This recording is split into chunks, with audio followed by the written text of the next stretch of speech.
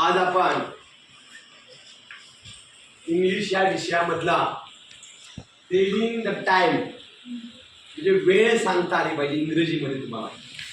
आणि याच्यावरती सुद्धा तुम्हाला स्कॉलरशिपच्या पेपरमध्ये 100% घड्याळ असतं, क्लॉक असतं आणि त्या क्लॉकवरती तुम्हाला प्रश्न विचारले जातात. खूप सोपं आहे. जे आपण मराठीमध्ये घड्याळ सांगतो तेच इंग्रजीमध्ये सांगायचं असतं. फक्त इंग्रजीतले एक शब्द महत्वाचा आहे. कुठला शब्द महत्वाचा आहे?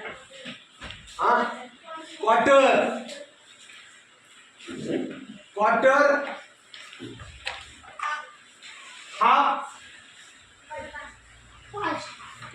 कुठले कुठले शब्द महत्वाचे? क्वार्टर, हाफ आणि फास्ट आणि टू.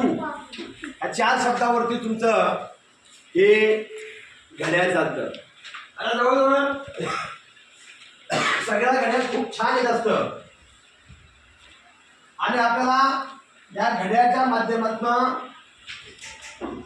सोपे सोपे प्रश्न असतात, परंतु आपले प्रश्न हे चुकतात. घड्याळामध्ये सर्वांना माहिती आहे तास काटा असतो, मिनिट काटा असतो आणि सेकंद काटा असतो. पण तो घड्याळाची वेळ सांगत असताना आपण तास काटा आणि मिनिट काटा वापरतो. सेकंद काट्याचा संबंध राहत नाही, कारण सेकंद सांगणं एवढं सोपं नसतं. सांगेपर्यंत सेकंद होऊन जात असतो. मग या घड्याळामध्ये समजा इथं बरोबर घड्याळामध्ये तुम्ही सगळ्यांना घड्याळ आपण घड्याळ काढत असतो पुस्तकामध्ये. अशा पद्धतीने घड्याळ असतं. घड्याळामध्ये 1 2 3 4 5 6 7 8 9 10 11 12 12 पर्यंत आकडे असतात आणि त्या माध्यमातून आपण घड्याळ शिकत असतो. आणि तुम्हाला घड्याळ येतंय, फक्त तुम्हाला क्वार्टर, हाफ आणि फास्ट आणि टू हे शब्द वापरायचे, लक्षात घ्या. जर तुमच्या घड्याळामध्ये 2:15 वाजले असतील, किती वाजले असतील? 2:15 वाजले असतील, तर तुम्ही इंग्रजीमध्ये ते कसे सांगाल? 2:15 वाजले कसं सांगा पटकन? Quarter past two. कसं आपण क्वार्टर पाच झालाय तुमचा, 2:15 झाले. Quarter past two two. तेच 4:15 असतील तर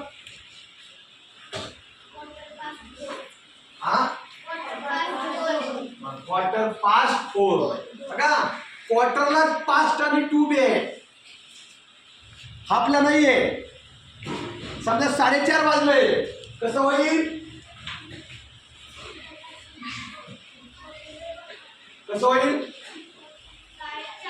4:30. क्वार्टर कसं येईल? Half past 4. 4:30 वाजले आणि हाफला पास्ट फक्त येतं, टू येत नाही. का बरं? तर तुम्ही समजा 4:45 वाजले, 5 वाजले, किती वाजले? हळूहळू घड्याळ पुढे गेला आणि 4:45 वाजले. मग 4:45 कसं सांगाल? Quarter to 5. लक्षात घ्या, क्वार्टर टू 5. टू शब्द पास्ट पास्ट आणि टू म्हणजे क्वार्टर टू. हा क्वार्टर कमी आहे. क्वार्टर टू 5ला 5 वाजायला क्वार्टर कमी आहे, क्वार्टर टू 5. अशा पद्धतीनं जर तुम्ही या शब्दाचं व्यवस्थितपणे आकलन केलं, quarter to, quarter past, half past, हे शब्द तुम्ही लक्षात ठेवा आणि त्या पद्धतीनं तुम्हाला हे इंग्रजीमधलं घड्याळ व्यवस्थितपणे सांगता येईल. अतिशय सोपं आहे, काही अवघड नाही. फक्त या 4 शब्द तुम्ही लक्षात ठेवायचे: क्वार्टर टू, क्वार्टर पास्ट, नंतर हाफ पास्ट आणि हे 1 2 3 4 5 6 7 8 9 10 11 12 हे जे तासाचे अंक आहेत ते तुमच्या लक्षामध्ये आले पाहिजे.